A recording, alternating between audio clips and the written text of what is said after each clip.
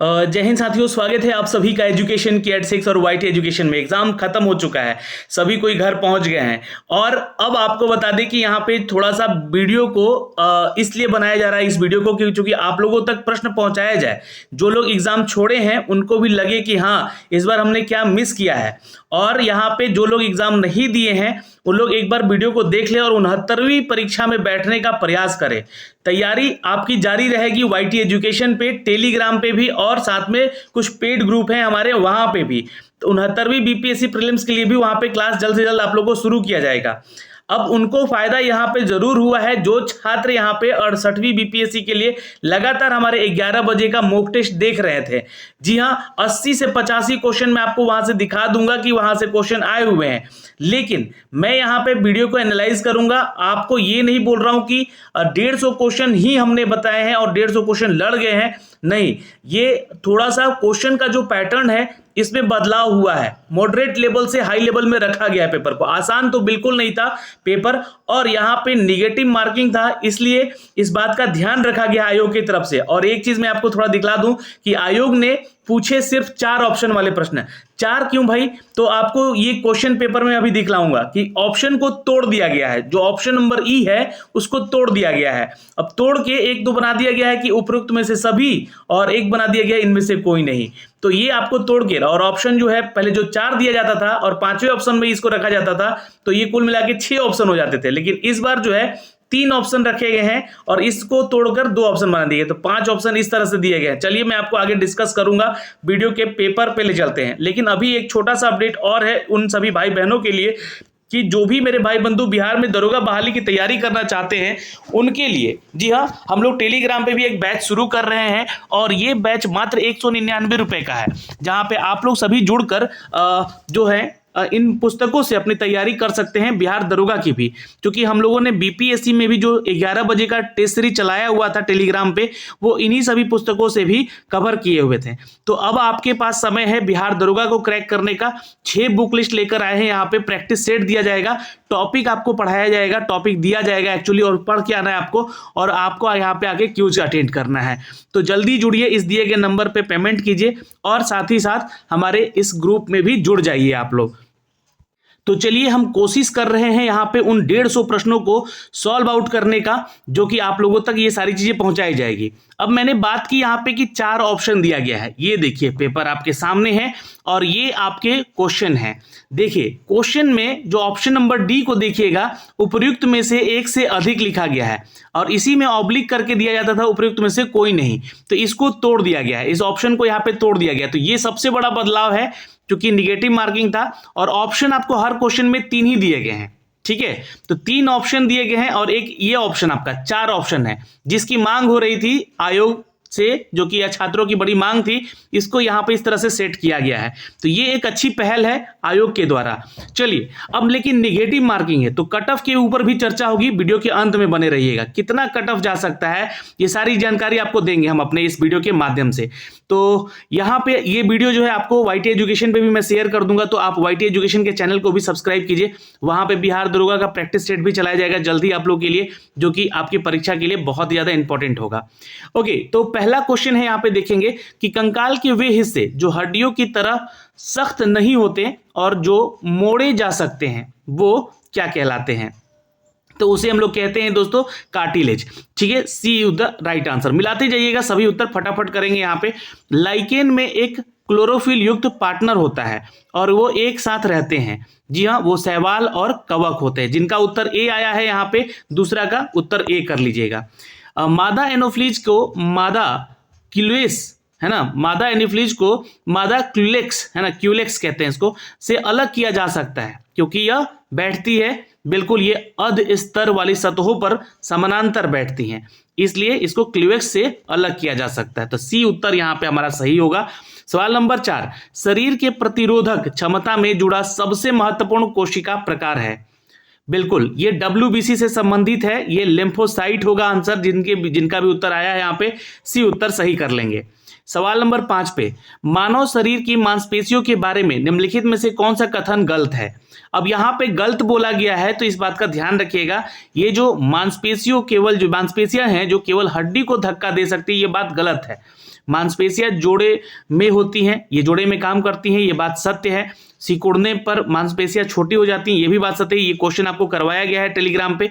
सख्त और मोटी हो सकती हैं, ठीक है। और ये जो है आपका उत्तर गलत होगा, इसलिए गलत पूछा गया है, आंसर ए कर लीजिएगा। सवाल नंबर चलते हैं 6 पे दोस्तों। देखिए ये क्वेश्चन जो है आपका 6 जो है फिजिक्स से है और ये 20 सेंटीमीटर फोकस वाले दूरी पे, ठीक है, ये जो है आपका फोकल दूरी पे बोल रहा है एक उत्तल लेंस। जब भी उत्तल लेंस की बात होगी ना, वहां पे हम लोग क्या देखेंगे कि वस्तु का प्रतिबिंब यानी कि जो उसका छाया भी या उसका प्रतिबिंब भी कहाँ बन रहा है। तो लेंस की सतह पर सफेद घोड़े का प्रतिबिंब बनने के लिए बड़ी संख्या में काले रंग की पतली पट्टियां बनाई जाती हैं। वह प्रतिबिंब कैसा होगा? तो आंसर कर लीजिएगा, काली पट्टियों का एक घोड़ा होगा वो, ठीक है, ये ध्यान रखेंगे। सवाल नंबर चलते हैं 7 पे, आंसर कर लेंगे। ध्वनि की तीक्ष्णता किसके द्वारा निर्धारित की जाती है? ध्वनि की तीक्ष्णता किसके द्वारा निर्धारित की जाती है? ध्वनि वाला चैप्टर से ये क्वेश्चन करवाया गया है आप लोग को, ठीक है। अगर आप लोग टेलीग्राम पे जुड़े हैं ना, तो वहां पे देखिए ये सारे क्वेश्चन आए हुए हैं, जोड़े गए हैं वहां पे, आपकी तैयारी में ये सारे प्रश्न डाले गए हैं। प्रश्न जो है ना, मैं अगर बोलूं एनालाइज कर रहा हूं यहाँ पे इस क्वेश्चन का, तो मॉडरेट से हाई लेवल रखाऊंगा मैं इस क्वेश्चन को, आसान नहीं है।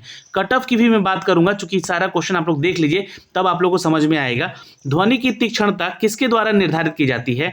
तो आंसर कीजिएगा दोस्तों यहाँ पे, जी हाँ, ये जो है आवृत्ति पर आधारित होता है। किस पे? आवृत्ति पे।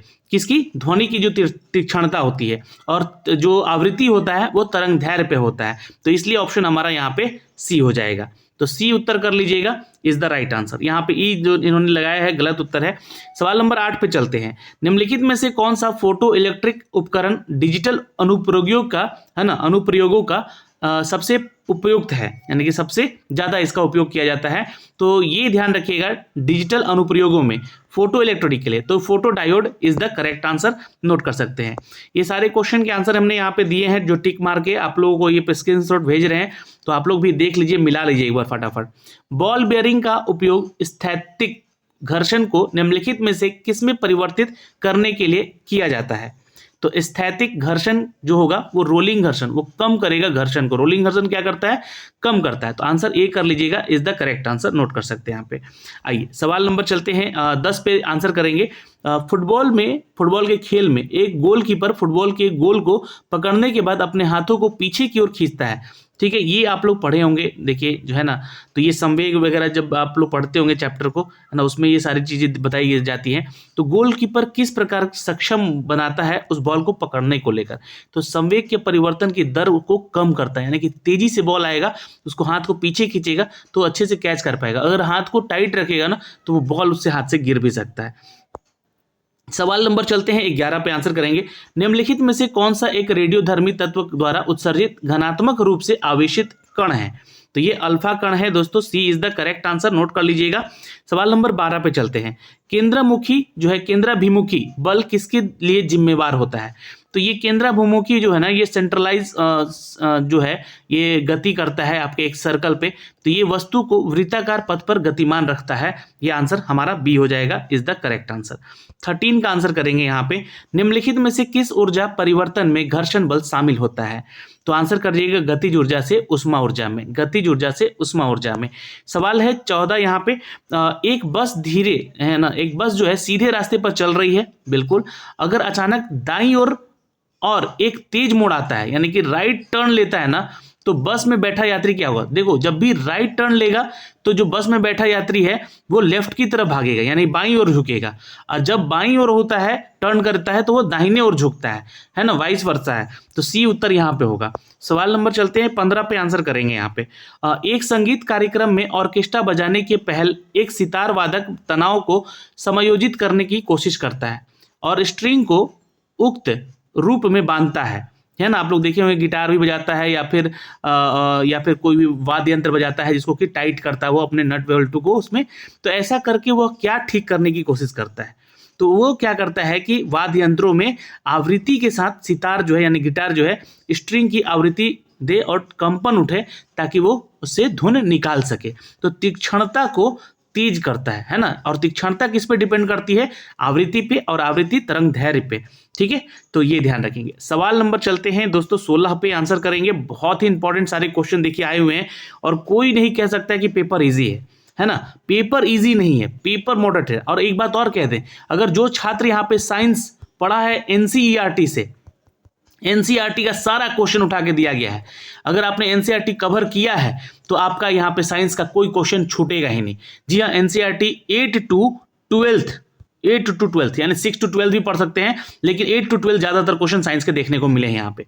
पदार्थ के एक रूप को कोई निश्चित आकार नहीं होता है, लेकिन इसका एक निश्चित आयतन होता है। पदार्थ के इस रूप का उदाहरण क्या है? तो देखिए, मिट्टी का जो तेल होता है ना, ये आयतन और आकार इसका दोनों बदला जा सकता है, कार्बन और स्टील का नहीं, ये क्रिप्टन का नहीं, ये ध्यान रखिएगा।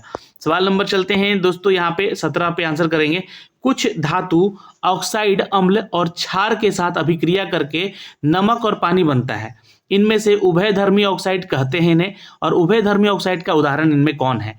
तो उभयधर्मी यानी कि क्षार और अम्ल दोनों में ही ये कार्य होता है। तो ठीक है, Al2O3 है और ZNO है, तो ये बी हमारा उत्तर सही होगा।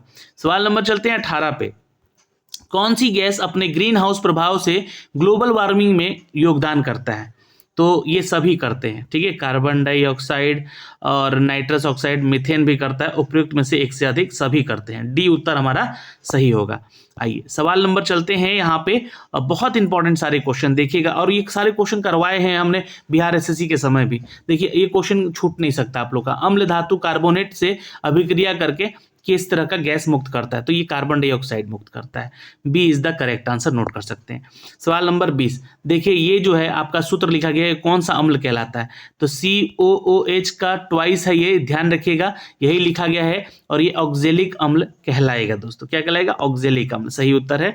आपको 3 परख नलियां दी गई हैं, ठीक है, 3 परख नलियां दी गई हैं, ये ध्यान रखिएगा, और उनमें से एक में से आसुत जल है, इसमें मान लीजिए आसुत जल है, और अन्य 2 में अम्लीय विलयन तथा दूसरे में क्षारीय विलयन है।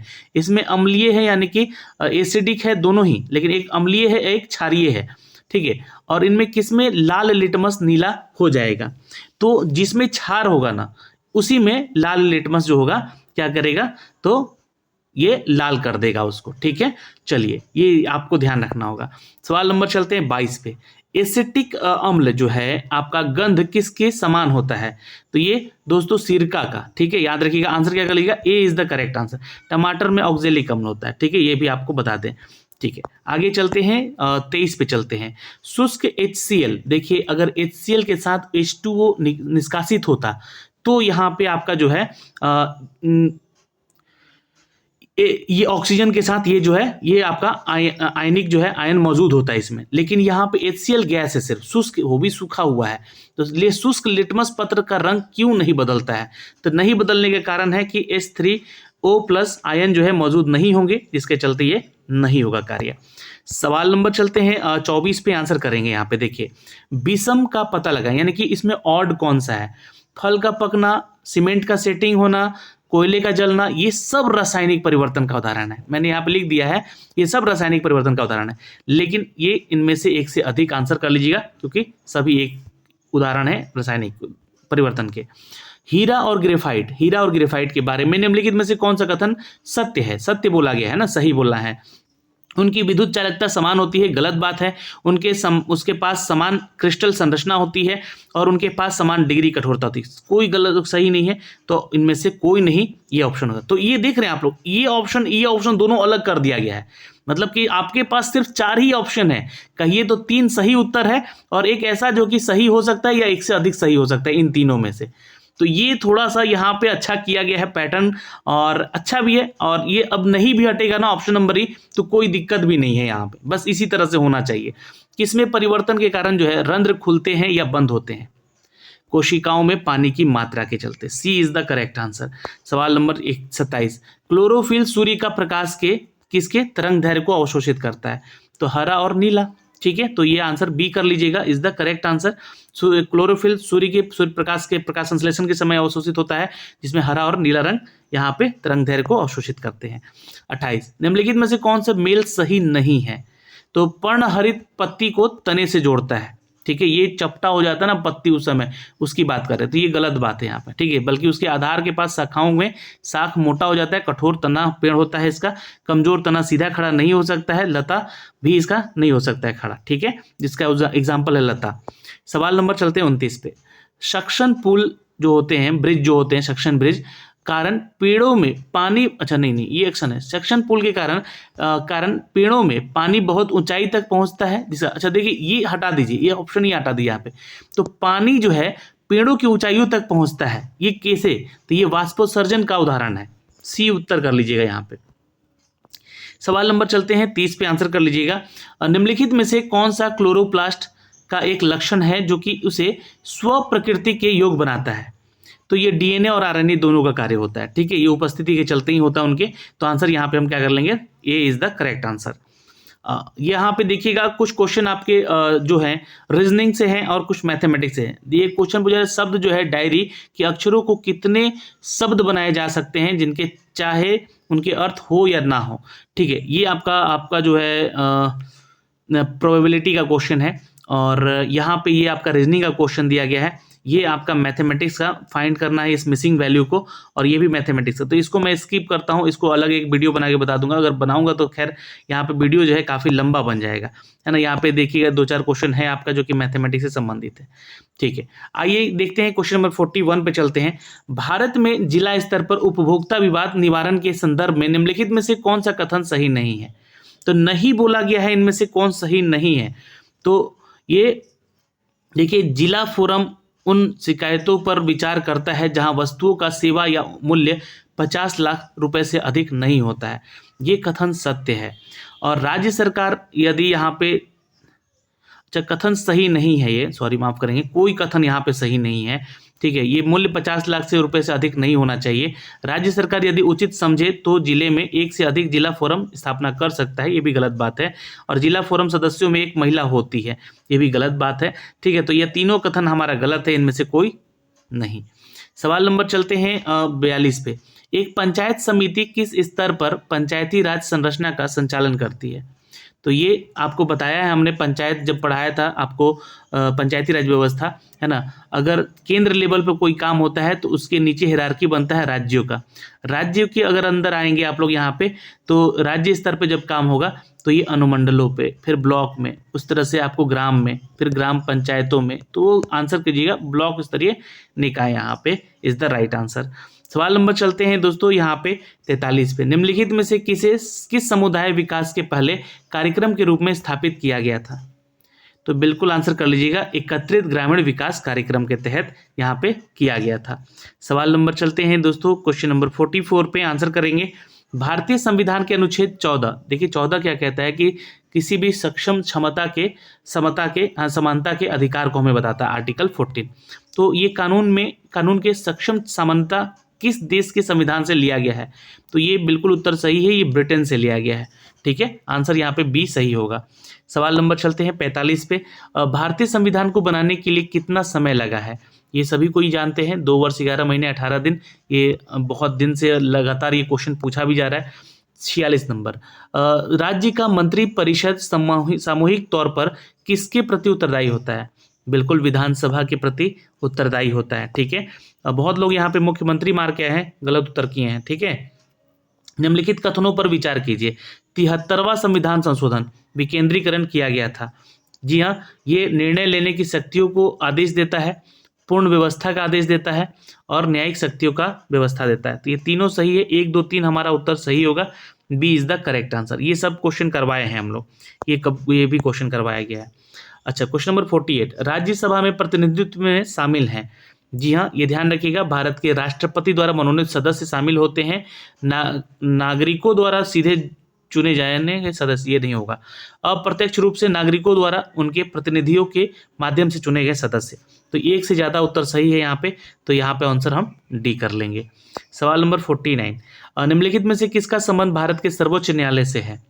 बिल्कुल याद रखिएगा दोस्तों, यहाँ पे आंसर कर लीजिएगा उपयुक्त में से एक से अधिक, अपीलीय अधिकार क्षेत्र और मूल अधिकार क्षेत्र, ठीक है। बी और सी दोनों सही है।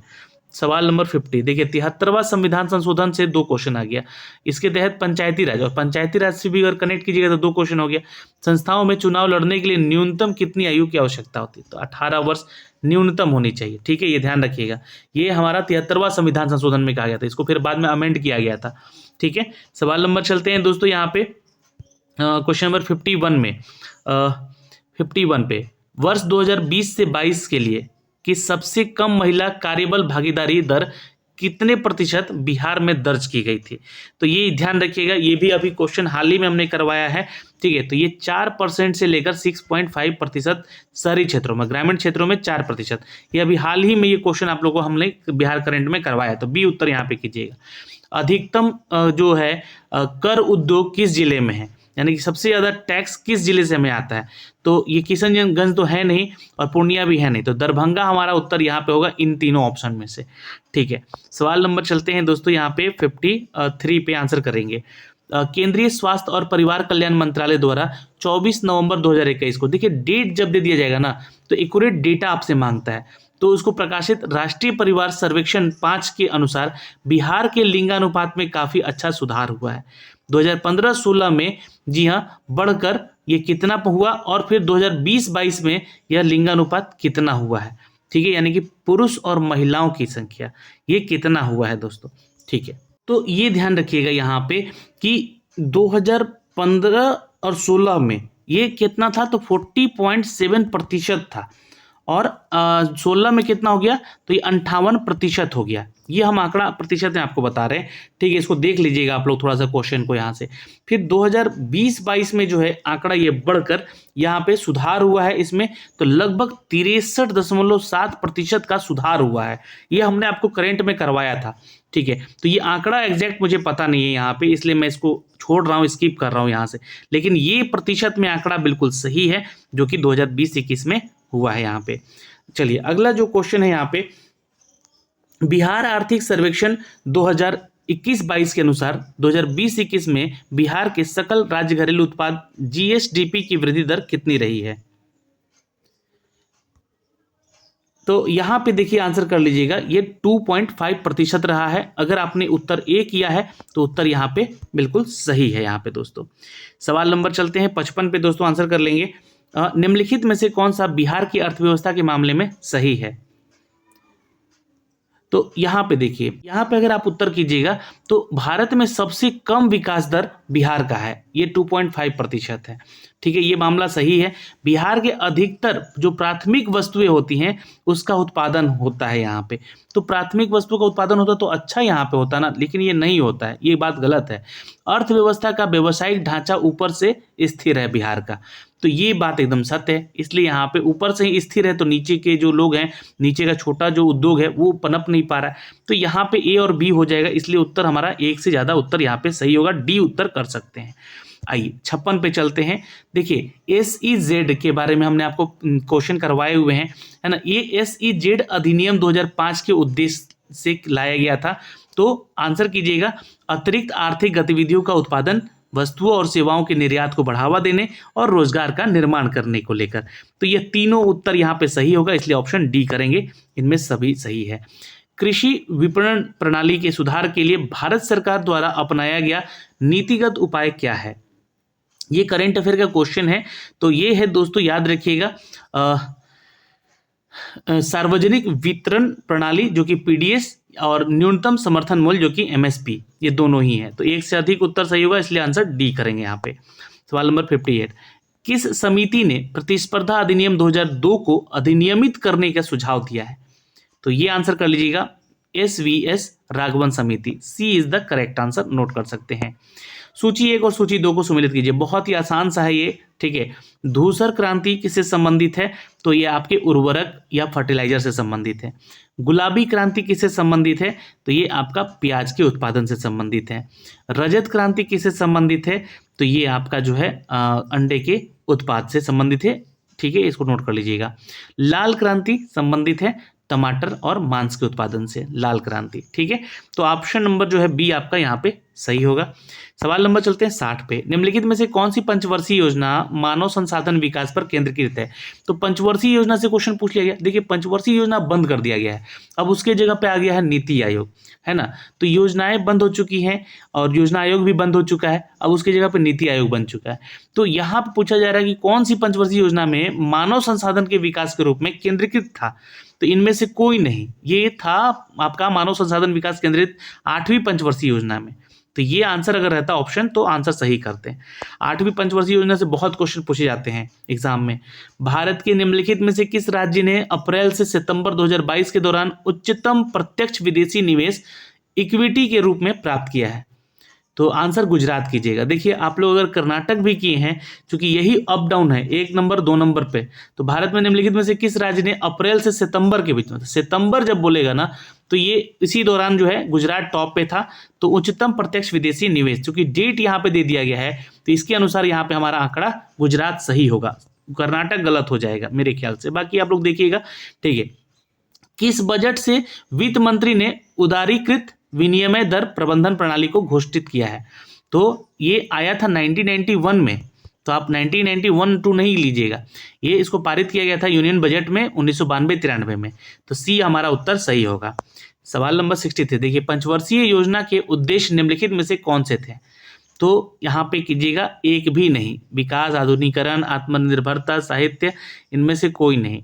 सवाल नंबर चलते हैं 64 पे आंसर करेंगे। गरीबी रेखा को निर्धारित करने के लिए कौन सा संगठन सर्वेक्षण करता है? तो ये नीति आयोग करता है। ये काम पहले योजना आयोग करता था, है ना, पर ये काम अब नीति आयोग करता है। इसका गठन कब हुआ था? तो 1 जनवरी 2015 को हुआ था, ठीक है, याद रखिएगा। प्रधानमंत्री इसके पदेनाध्यक्ष होते हैं। 65, भारत का व्यापार संतुलन जो माल और सेवाएं दिसंबर 2022 में ये अंतिम के लिए है। तो यहाँ पे अगर आपने उत्तर किया है सी, यानी कि प्लस 11.98 अरब अमेरिकी डॉलर, तो आपका उत्तर यहाँ पे सही है, भारत का व्यापार संतुलन माल। तो अगर ये आपने किया है तो ठीक है, नहीं तो फिर यहाँ पे देख लीजिएगा, यहाँ पे जो है चीज़ें आप गलत भी करके आए हैं बहुत लोग यहाँ पे, इसलिए मैंने इसको दे दिया है आंसर यहाँ पे। सवाल नंबर 66, नमक सत्याग्रह के दौरान बिहार के लोगों के नमक बनाने के साथ साथ सरकार के विरुद्ध किस कर को, है ना, किस टैक्स का विरोध किया गया था? तो इनमें से कोई नहीं, ठीक। क्यों? इसमें हम लोग जो है आंसर कीजिएगा चौकीदारी कर को यहाँ पे विरोध किया गया था, तो ये उत्तर सही होता। सवाल नंबर 67, श्री कृष्ण सिंह द्वारा गठित बिहार के निर्वाचित सरकार ने फरवरी 1938 में किस कारण से इस्तीफा दे दिया? बिहार स्पेशल है ये, ध्यान रखिएगा। इतिहास भी पूछा गया है, बिहार स्पेशल से सबसे ज्यादा वेटेज रहा है, करेंट अफेयर का वेटेज रहा है, साइंस का वेटेज तो रहता ही। साइंस में 30 क्वेश्चन, आपका 25 क्वेश्चन जो एनसीईआरटी से लड़ा है। अगर आप देखिएगा हिस्ट्री का क्वेश्चन का वेटेज ज़्यादा है, और आपका जो करेंट है उसका वेटेज ज़्यादा है यहाँ पे, ठीक है। तो इसको भी आप लोग थोड़ा देख लीजिएगा। सवाल नंबर चलते हैं 67 पे। श्री कृष्ण सिंह द्वारा गठित बिहार की निर्वाचित सरकार ने फरवरी 1938 में किस कारण से इस्तीफा दे दिया था? तो ये राजनीतिक कैदियों को छुड़ाने के कारण इस्तीफा दिया था, ये बाहर नहीं हो पाए थे लोग, इसलिए इन्होंने इस्तीफा दे दिया था। 68 पे, किसने चंपारण सत्याग्रह के दौरान बिहार में गांधी जी की जान बचाई थी? तो ये बत्तख मियाँ थे। B is the correct answer, note कर सकते हैं, इज द राइट आंसर। सवाल नंबर 69, असहयोग आंदोलन के दौरान किसने बिहार में किसानों की अगुवाई की थी? तो राजकुमार शुक्ल थे, ये तो सभी कोई पढ़े हैं, आसान सा सवाल है, बहुत बार पूछा जाता है एग्जाम में, तो ये हर बार मैं आपको बताता भी हूँ कि ये इंपॉर्टेंट क्वेश्चन है। प्रथम बार संघर्ष के तरीकों के रूप में स्वदेशी और बहिष्कार करने के दौरान अपनाए गए थे? बंगाल विभाजन था, C is the correct answer. सवाल नंबर चलते हैं 71 पे। 1906 के दौरान, चूंकि बंगाल विभाजन 5-6 में ही हुआ था ना, आयोजित भारतीय राष्ट्रीय कांग्रेस जो है कलकत्ता अधिवेशन में भारत के लिए स्वराज का झंडा किसके द्वारा फहराया गया था? दादा भाई नौरोजी, उत्तर कर लीजिएगा, सी उत्तर सही होगा। स्वतंत्रता संग्राम के दौरान भारतीय राज्य जैसे कि कश्मीर, निजाम के हैदराबाद, त्रावणकोर जैसे भारतीय शासकों का शासित राज्यों में समानांतर आंदोलन शुरू किया गया था, उसका नाम क्या था? तो उसका नाम प्रजामंडल आंदोलन था। ये देख लीजिएगा जरा, मैं इस क्वेश्चन पे कंफ्यूज हूँ इसलिए स्टार मार्क यहाँ पे लगा दिया था, पर मेरे ख्याल से यही आंसर सही होगा, सी इज द राइट आंसर। सवाल नंबर 73, भारतीय स्वतंत्रता संग्राम के बारे में निम्नलिखित में से कौन सा कथन सही नहीं है? तो नहीं बोला गया है, ये ध्यान रखिएगा। ये जो है 19 ये बोल रहा है स्वतंत्रता संग्राम के बारे में निम्नलिखित में से कौन सा कथन सही नहीं है? 1921 में महात्मा गांधी को गिरफ्तार कर लिया गया था, ये तो बात ही नहीं है। 1920, 21-22 में तो ये आंदोलन में थे महात्मा गांधी जी, ठीक है। तो ये आंसर यहाँ पे गलत, मतलब सही नहीं है, ये ध्यान रखिए। चौरी चौरा कांड कारण गांधी जी ने असहयोग आंदोलन का हाथ खींच लिया था, ठीक है, ये बात सत्य है। और गांधी जी ने अपना पहला जो है प्रमुख सार्वजनिक भाषण जो है BHU में दिया था, ये भी बात सत्य है। तो ये दोनों सही है यहाँ पे, ठीक है। ये हमारा गलत है, तो सही नहीं है, तो ऑप्शन नंबर ए, तो आंसर ए कीजिएगा यहाँ पे, ठीक है। ए उत्तर होगा यहाँ पे, कि जो कि गलत है। सवाल नंबर चलते हैं 74 पे आंसर करेंगे। अब्दुल कलाम आजाद के द्वारा किस पत्रिका को संपादित किया गया था? तो अल हिलाल था। C is the correct answer, note कर सकते हैं यहाँ पे। सवाल नंबर 75, 19वीं शताब्दी के अंत में इतिहास के अध्ययन में भारत के राष्ट्रीयता की भावना पैदा करने में किस प्रकार की मदद ही की है? तो बिल्कुल ये किस प्रकार की मदद की है, तो आंसर कर लीजिएगा डी, उपरोक्त में से सभी, ठीक है। यहाँ पे ब्रिटिश शासन के तहत दयनीय स्थिति को बदलने और संघर्ष के लिए लोगों को आग्रह किया गया। इतिहास के पूर्व व्याख्या की करके अंग्रेजों द्वारा भारतीयों को पिछड़ा, आदिम और खुद पर शासन करने के असमर्थ के रूप में चित्रित किया गया, खंडित किया गया, और भारत के गौरवशाली अतीत के बारे में लिखकर लोगों को उनके उपलब्धियों के बारे में बताया गया, जो कि गर्व करने का आग्रह करता है। सवाल नंबर चलते हैं 76 पे दोस्तों। नगरों में असहयोग आंदोलन के संबंध में निम्नलिखित में से कौन सा कथन सही नहीं है? ठीक है, तो इसमें आंदोलन में केवल उच्च जातियों और अमीरों ने भाग लिया, गलत बात है। और मद्रास की जस्टिस पार्टी द्वारा भी काउंसिल के चुनावों को बहिष्कार किया गया, तो ये भी बात गलत है। तो ये दोनों गलत है, इसलिए हमारा उत्तर 1 और 2 सही है यहाँ पे, ठीक है। सवाल नंबर चलते हैं 77 पे, आंसर कीजिएगा। एक सन्यासी जो कि फिजी में एक गिरमिटिया मजदूर के रूप में काम करने के बाद उसे जिले में अपनी पीठ पर तुलसीदास रामायण की एक प्रति लेकर आया था, जिससे कि वह ग्रामीण श्रोताओं को छंद सुनाता था। यह जिस किसान नेता का जिक्र है वह कौन थे? तो यहाँ पे देखिए, मैं इसका थोड़ा सा आंसर नहीं कर पाया हूँ, लेकिन मेरे ख्याल से जो है ना, यहाँ पे इसका आंसर जो है ना, ये यदुनंदन शर्मा है शायद, मुझे लगता है, बट मेरे ख्याल से आप लोग देख लीजिएगा, इसका आंसर मुझे नहीं पता था, ठीक है। सवाल नंबर 78, ऑल इंडिया हरिजन संघ का स्थापना 1932 में किसके द्वारा किया गया? तो महात्मा गांधी के द्वारा किया गया था हरिजन संघ का स्थापना। सवाल नंबर 17 है, 20 फरवरी 1947 को प्रधानमंत्री एटली ने भारत से ब्रिटिश शासन को कब तक वापस लेने की घोषणा की थी? ये प्रधानमंत्री थे वर्तमान उस समय इंग्लैंड के, और 20 फरवरी 1947 को इन्होंने घोषित किया था, और वो समय था जून 1948। सवाल नंबर 80, स्वराज दल की स्थापना बिहार में किसने की थी? तो श्री कृष्ण सिंह जी ने किया था। B is the correct answer, note कर सकते हैं। सवाल नंबर 81 पे चलते हैं। इनमें से किसने हुमायूं को यह प्रस्ताव दिया था कि यदि उसे बंगाल पर अधिकार करने दिया जाए तो वह बिहार को समर्पित कर देगा और 10 लाख दिनार की वार्षिक श्रद्धांजलि अर्पित करेगा? तो ये कोई नहीं थे, शेरशाह सूरी थे, ठीक है। ये गंगा कर्मनाशा की नदियों पर लड़ाई हुई थी, ठीक है, याद रखेंगे। सवाल नंबर 82, विक्रमशिला विश्वविद्यालय किनके द्वारा स्थापित किया गया था? संस्थापक गोपाल थे, लेकिन जो है स्थापित किया गया था विश्वविद्यालय जो है, ध्यान रखिएगा, धर्मपाल के समय, ठीक है। आंसर यहाँ पे हम बी करेंगे। सवाल नंबर चलते हैं 83 पे, इनमें से बिहार के प्रथम राज्यपाल कौन थे? तो ये सर मॉरिस गार्नियर हैलेट थे, इज द राइट आंसर। यहाँ पे ये नहीं पूछा गया कि आज़ाद भारत का पूछा तो कुछ और होता, ठीक है, तो आंसर ध्यान रखिएगा। सवाल नंबर 84, Mahatma Gandhi and Bihar some reminiscences के लेखक कौन थे? तो डॉक्टर राजेंद्र प्रसाद थे, A is the correct answer, note कर सकते हैं। सवाल नंबर चलते हैं दोस्तों 85 पे, बिहार का सबसे पुराना गिरजाघर? तो पादरी की हवेली, ए इज द करेक्ट आंसर। सवाल नंबर चलते हैं दोस्तों 86 पे, दिव्यंगत अभिनेता कुमुद लाल गांगुली, जिन्होंने अपने मंचीय नाम अशोक कुमार से भी जाना जाता है, जन्म बिहार के निम्नलिखित में से किस शहर में हुआ था उनका?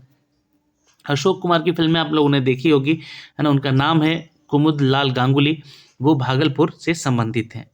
सवाल नंबर चलते हैं दोस्तों यहाँ पे क्वेश्चन नंबर 87 पे, प्राचीन काल में गंगा के दक्षिण क्षेत्र को क्या कहा जाता था? तो ये मगध कहा जाता था, ई ऑप्शन कीजिएगा, इनमें से कोई नहीं, ठीक है। सवाल नंबर चलते हैं दोस्तों 88 पे, भारतीय उपमहाद्वीप में लोहे का प्रयोग कर कब शुरू किया गया था? तो उपयोग जो है ना, ये उपमहाद्वीपों में हो गया था शुरू 1000 ईस्वी पूर्व ही, तो ये नहीं है ऑप्शन यहाँ पे, इसलिए इनमें से कोई नहीं। दूसरा 89, दूसरी शताब्दी में के आसपास रचित संस्कृत के शिलालेख के अनुसार सुदर्शन झील एक कृत्रिम जलाशय की मरम्मत किसने की थी? तो रुद्रमन ने किया था, और ये 130 से 150 ईस्वी के समय काल में किया था। झांसी के पास देवगढ़ का मंदिर है और इलाहाबाद के पास गढ़वा मंदिर है। ये बनी मूर्तियां जो है किस कला के महत्वपूर्ण अवशेष हैं? तो झांसी और इलाहाबाद का जो क्षेत्र है दोस्तों, ये देखिए राष्ट्रकूट तो नहीं हो सकता है और ये गुप्त काल भी नहीं हो सकता है, मौर्य काल हो सकता है। ये मैं यहाँ पे कंफ्यूज हूँ, इसलिए यहाँ पे ऑप्शन ए लगा रहा हूँ। आप लोग इस आंसर को देखिएगा अच्छे से, ठीक है। एनालाइज कर रहा हूँ, लेकिन यहाँ पे ध्यान से आंसर मिला लीजिएगा और आप लोगों का उत्तर कितना सही हो रहा है कमेंट भी करके बताइएगा। निम्नलिखित में से किस युद्ध में मुख्य विरोधियों का सही उल्लेख नहीं किया गया है? तो देखिए हल्दी घाटी का युद्ध महाराणा प्रताप और अकबर के बीच लड़ा गया था, ठीक। पानीपत का प्रथम युद्ध बाबर और इब्राहिम लोदी के बीच लड़ा गया था, सही है। पानीपत का दूसरा युद्ध टीपू सुल्तान और मराठा के बीच दे दिया गया, नहीं, ये गलत हो जाएगा, ठीक है। आंसर कीजिए किसके किसके बीच लड़ा गया था, ठीक है, दूसरा विश्व युद्ध, ठीक है। चलिए सवाल नंबर चलते हैं 92 पे। दिल्ली सल्तनत के दौरान मुकद्दम या चौधरी पद का इस्तेमाल किनके लिए किया जाता था? तो याद रखेंगे दोस्तों, इनमें से कोई नहीं, क्योंकि वो गांव के अधिकारी कहलाते थे। ई ऑप्शन सही हो जाएगा। सवाल नंबर 93। तबकाते अकबरी, जिसे कभी कभी अब्बुल फजल के अकबरनामा से अधिक विश्वसनीय माना जाता है, किसके द्वारा लिखा गया था? Nizamuddin Ahmad, B is the correct answer. सवाल नंबर चलते हैं 94 पे। इनमें से किस प्रसिद्ध शासक ने अपनी माता के नाम पर विजयनगर के पास नागलपुरम की एक उपनगरीय बस्ती स्थापित किया था? तो ये कृष्णदेव थे, कृष्णदेव प्रथम, ठीक है। सवाल नंबर चलते हैं 95 पे। 1940 में पटना महिला विश्वविद्यालय की स्थापना निम्नलिखित में से किस समाज के द्वारा की गई? तो ये sisters of the apostolic Carmel, ठीक है, A is the correct answer. सवाल नंबर चलते हैं 96 पे। इनमें से किसने 1947 में भारत और पाकिस्तान के बीच अंतर्राष्ट्रीय सीमाएं खींचने के लिए स्थापित की गई हो और 2 सीमा आयोग के नेतृत्व में किया गया था? तो ये रेड क्लिफ रेखा आप लोग पढ़े होंगे, है ना, पाकिस्तान भारत की रेखा है ये, सिरिल रेडक्लिफ नाम था उनका। सवाल नंबर चलते हैं 97 पे। किसने बंगाल में महालवारी बंदोबस्त प्रणाली की शुरुआत की है? तो ये थे दोस्तों, याद रखेंगे, होल्ट मैकेंजी, ठीक है। लॉर्ड कॉर्नवालिस जमींदारी से संबंधित हैं, but Holt Mackenzie, C is the correct answer. सवाल नंबर चलते हैं दोस्तों 1958 पे। 1940 में विनोबा भावे ने व्यक्तिगत सत्याग्रह कहाँ से आरंभ किया था? तो ये पवनार महाराष्ट्र से किया था, जो कि भारत के दूसरे विश्व युद्ध के दौरान हुआ था दोस्तों। सवाल नंबर चलते हैं 1999 पे। 1918 में मोंटफोर्ड सुधारों पर कांग्रेस ने एक महत्वपूर्ण रूपरेखा अपनाया, जिसके कारण पुराने उदारवादी अवशेष सप्रू, जयकर और चिंतामणि टूट गए, जिन्होंने गठन किया था इंडियन नेशनल लिबरल फेडरेशन का। ए इज द करेक्ट आंसर। सवाल नंबर 100। कैबिनेट मिशन निम्नलिखित में से किसके लिए भारत भेजा गया था? तो सत्ता के हस्तांतरण के लिए एक संवैधानिक व्यवस्था को तैयार करने के लिए कैबिनेट मिशन को भेजा गया था, जिसका विरोध हुआ था भारत में काफ़ी। सिर्फ 2 उत्तर यहाँ पे हमने किया है सही, आप भी देख लीजिएगा इसको। सवाल नंबर 101। पहला तैरता हुआ सौर ऊर्जा संयंत्र बिहार में किस स्थान पर बनाया गया है? तो देखिए दरभंगा सब जगह लिखा गया है, लेकिन ना आंसर कदीराबाद है, ठीक है। अभी कुछ दिन पहले मैंने बिहार स्पेशल जो करंट अफेयर आपको करवाया है, उसमें एक क्वेश्चन आपको करवाया है अगस्त महीने वाला में। सवाल नंबर 102 पे चलते हैं। 2019-20 के आर्थिक सर्वेक्षण के अनुसार किस जिले की प्रति व्यक्ति आय कम है? ये भी क्वेश्चन आपको करवाया है हमने बिहार स्पेशल वाले करंट में। शिवहर है, इज द करेक्ट आंसर। सवाल नंबर चलते हैं 103 पे। वर्ष 2020-21 के लिए नीति आयोग SDG रिपोर्ट के अनुसार बिहार राज्य का स्कोर कितना रहा है?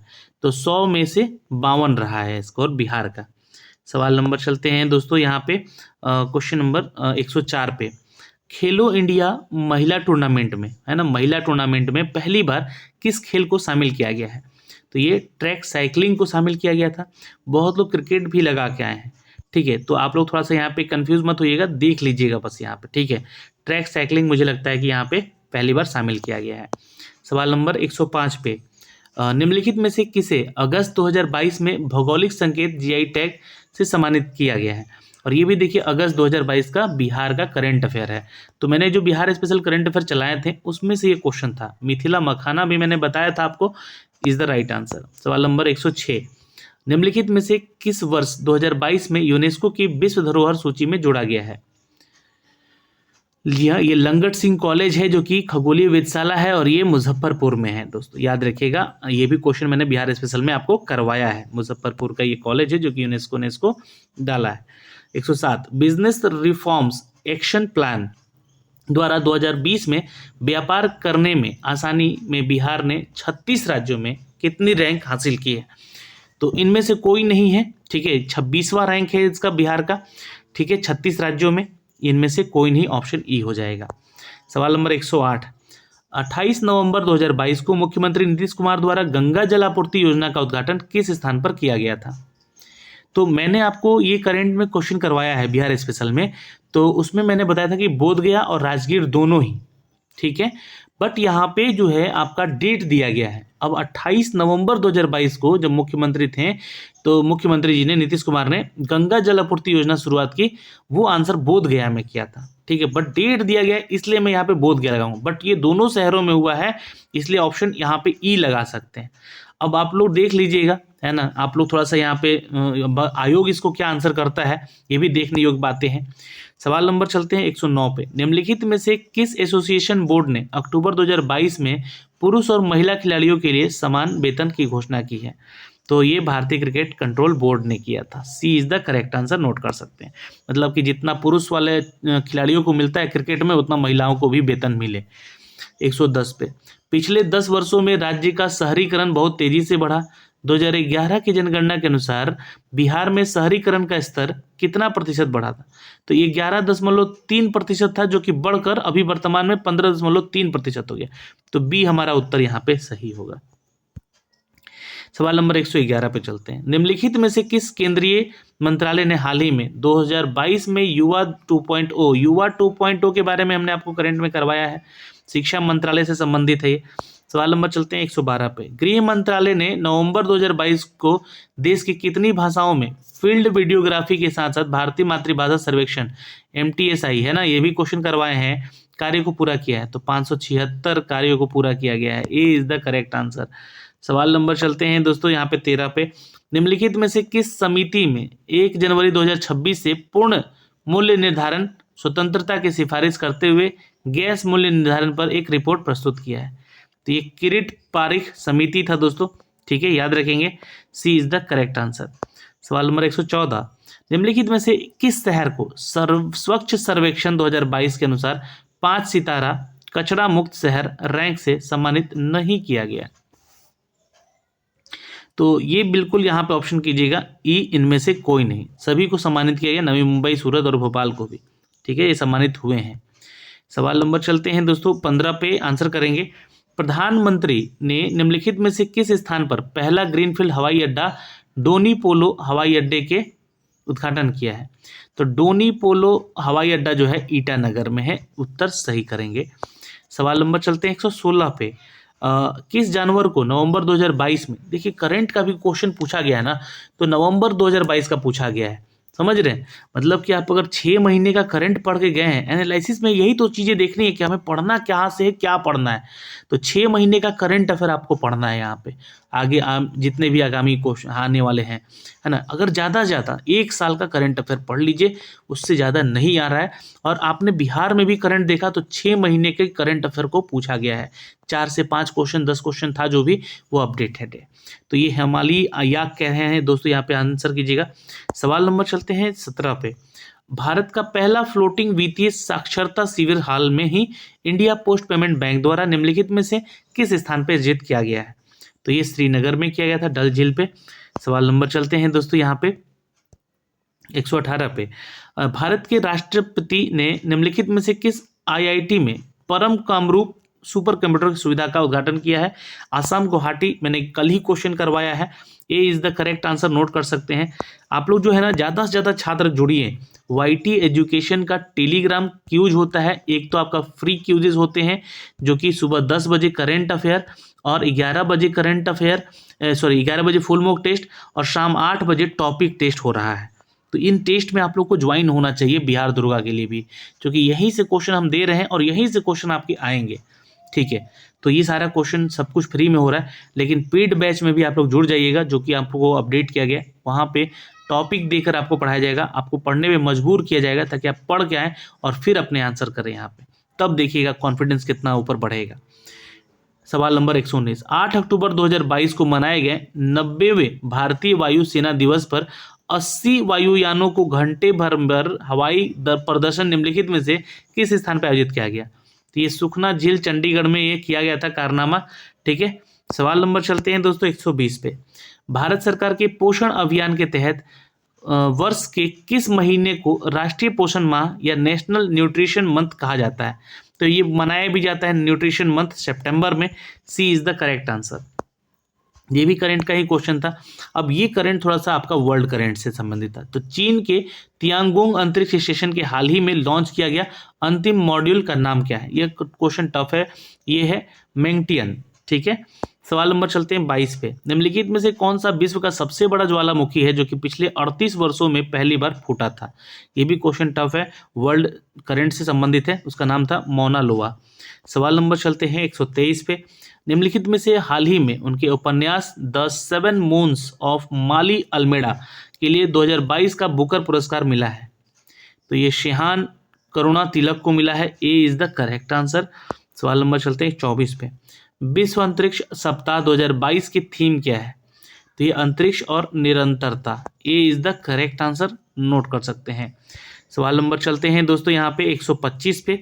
निम्नलिखित में से किस लेबोरेटरी ने दिसंबर 2020 में, देखिए दिसंबर का भी क्वेश्चन है करंट में, तो जो छात्र यहाँ पे 6 महीने का करंट करके गया है ना कंटेस्ट, उसका करंट छूटेगा ही नहीं। 30 क्वेश्चन है ना, वेटेज है यहाँ पे। उसी तरह साइंस का भी 30 क्वेश्चन था, जो कि एनसीईआरटी से उठा के क्वेश्चन डाला गया है सीधा।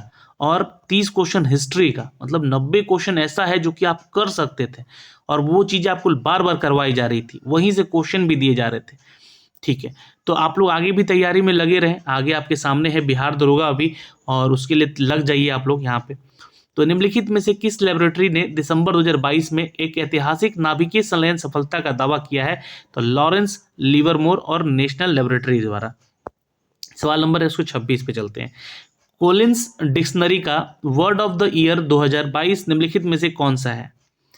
तो ये वर्ड ऑफ द ईयर जो है ना यहाँ 2022 के लिए, ये है परमेरेसिस। ठीक है, ये याद रखेंगे, परमेरेसिस। ठीक है, याद रखेंगे। सवाल नंबर चलते हैं 27 पे। निम्नलिखित में से किस देश ने सेलेगन के साथ मिलकर COP27 के दौरान अंतर्राष्ट्रीय सूखा लचीलापन गठबंधन का शुभारंभ किया है? तो आंसर कीजिएगा स्पेन। ये क्वेश्चन भी वर्ल्ड करेंट अफेयर से है। देखो वर्ल्ड करेंट अफेयर के भी 4 से 5 क्वेश्चन देखने को यहाँ पे मिले हम लोगों को। सवाल नंबर चलते हैं 128 पे। भारत में पहली बार किस देश के दूतावास ने निहोन्सु के लिए GI टैग के लिए आवेदन किया था? तो ये जापान से संबंधित है। निहोन्सु is the correct answer, note कर लीजिएगा। सवाल नंबर 129। निम्नलिखित में से किस अंतरिक्ष एजेंसी ने यह घोषणा किया कि अपने इक्विलस अंतरिक्ष यान को आगे बढ़ाने के लिए भाप का सफलपूर्वक परीक्षण यहाँ पे किया गया है, उपयोग किया गया है? तो ये एजेंसी था दोस्तों जाक्सा। जाक्सा जापान की है एजेंसी, जो कि अंतरिक्ष एजेंसी है।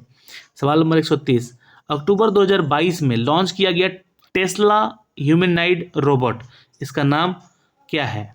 इसका नाम है ऑप्टिज्म। B is the correct answer, note कर सकते हैं। सवाल नंबर चलते हैं दोस्तों 131 पे आंसर कीजिएगा। भारत के निम्नलिखित में से किस राज्य की सीमा बिहार के अधिकतम जिलों से लगती है?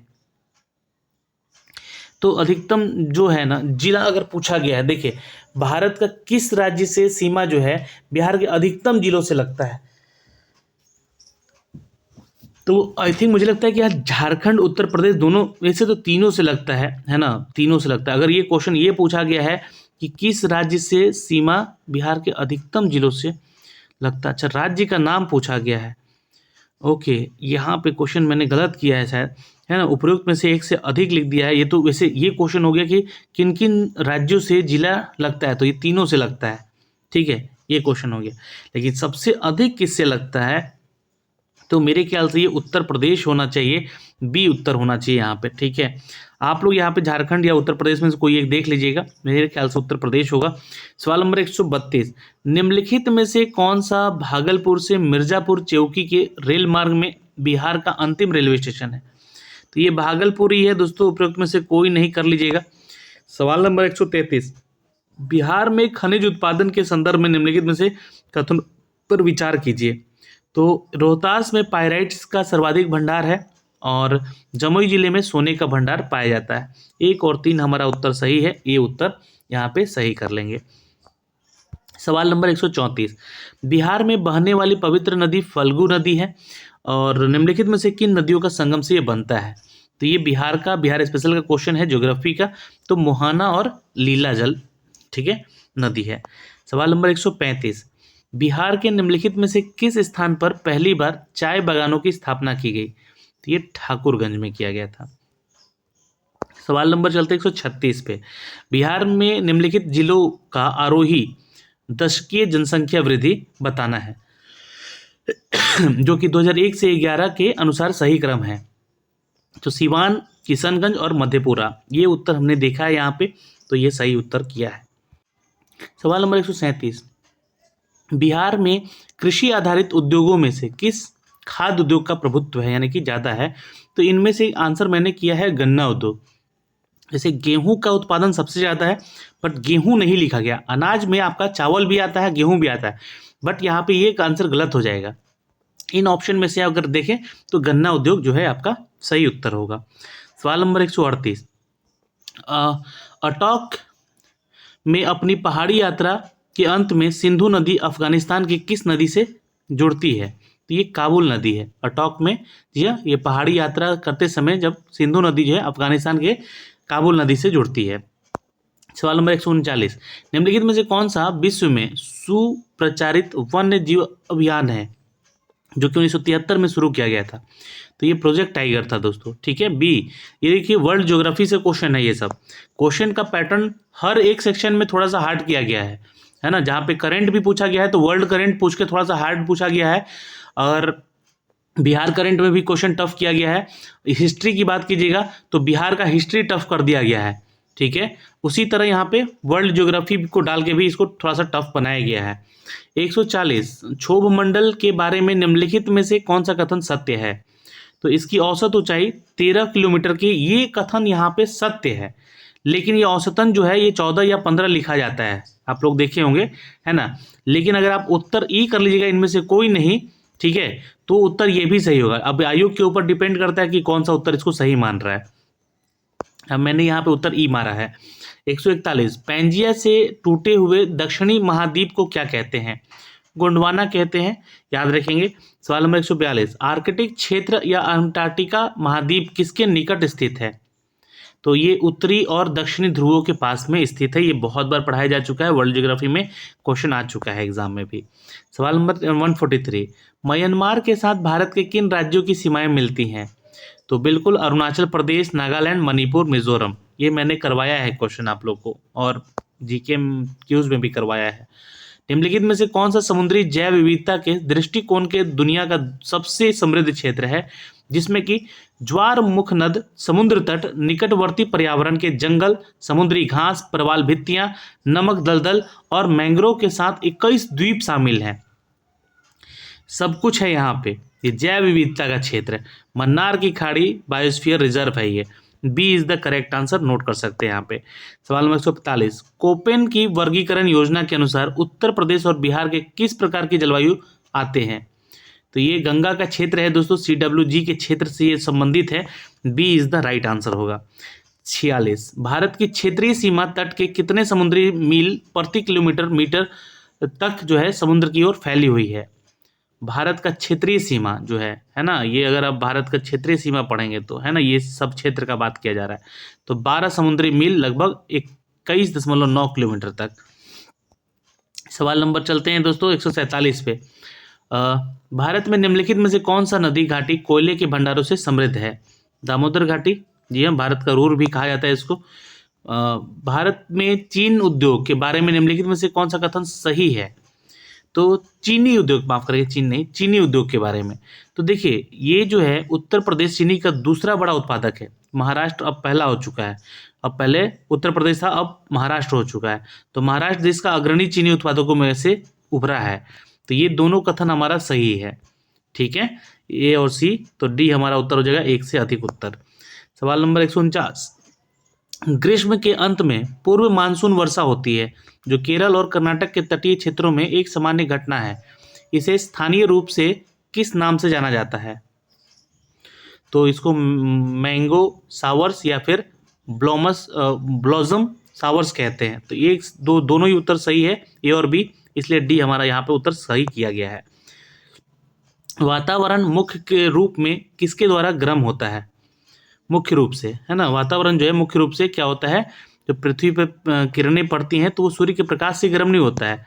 जब यहाँ पे पृथ्वी पे प्रकाश पड़ती है और इसके द्वारा जो वाष्पोत्सर्जन होता है और जो वाष्प बनता है, इसके चलते जो है गर्म होता है। तो दीर्घ तरंग स्थलीय विकिरण कहते हैं इसको। ये इज द करेक्ट आंसर। तो मैंने यहाँ पे 150 प्रश्नों के उत्तर दिए हैं। इनमें से मैथमेटिक्स वाला टॉपिक को मैंने स्किप कर दिया है, जो कि अगर आप लोग यहाँ पे बना सकते हैं तो उसको बना लीजिएगा। आपने कितने उत्तर सही किए हैं यहाँ पे आप हमें कमेंट सेक्शन में कमेंट करके ज़रूर बताइएगा। आयोग ने यहाँ पे सिर्फ 4 ही ऑप्शन वाला प्रश्न पूछा है, इस बात का ध्यान रखिएगा। आपको आसान किया गया है, लेकिन क्वेश्चन का लेवल बहुत ही मॉडरेट से हाई लेवल में रखा गया है। पेपर आसान नहीं है। तो कट ऑफ की अगर हम बात कर लें, यहाँ पे जो कट ऑफ जाएगा यहाँ पे, तो अगर मैं कट ऑफ की बात करता हूँ तो जनरल मेल कैटेगरी का अगर कट ऑफ रखूँ मैं यहाँ पे, तो 70 से 72 क्वेश्चन एक्यूरेसी, ठीक, निगेटिव मार्किंग भी है, इसलिए मैं 70 से 72 तक ही हाईएस्ट कट ऑफ रखूँगा। फीमेल की बात करूँ तो 65 से 67 तक का आंकड़ा वो रखेंगी, जो कि जनरल में फीमेल में आती हैं। ओबीसी की बात कर लूँ मैं दोस्तों यहाँ पे, तो 70 क्वेश्चन से लेकर 71 क्वेश्चन भी रखूँगा। ऊपर 2-3 नंबर रख लीजिएगा, आप 1-2 नंबर रख लीजिएगा। और ईबीसी की बात कर लूँ यहाँ पे, ये मेल का है, और फीमेल में बात करूँ तो यहाँ पे 65 है महिलाओं का।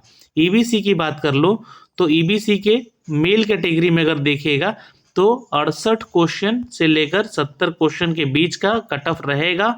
और अगर फीमेल की बात कर लूँ यहाँ पे तो 70 माफ करेंगे 65 एबव हो सकता है, ये 65 प्लस हो सकता है, बट 65 रखूँगा मैं यहाँ पे।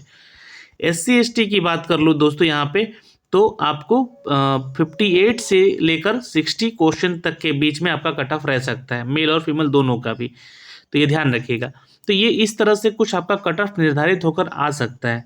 ये एक अनुमानित कट ऑफ है, इसको आप लोग सीरियसली मत लीजिएगा। और कमेंट सेक्शन में भी ऐसा मत कमेंट कीजिएगा कि ये कैसा कट ऑफ है, क्योंकि ये एक अभी अनुमानित है। अभी आगे कट ऑफ वीडियो बनाया जाएगा जिसको ये सारे क्वेश्चन दिखलाए हैं मैंने आपको यहाँ पे कि इस तरह के प्रश्न एग्जाम में पूछे गए हैं, और ये इसका सही उत्तर, सटीक उत्तर दिए हैं हमने यहाँ पे। ठीक है, तो अभी के लिए इस वीडियो में इतना ही। मिलेंगे आपसे अगली वीडियो में। जय हिंद।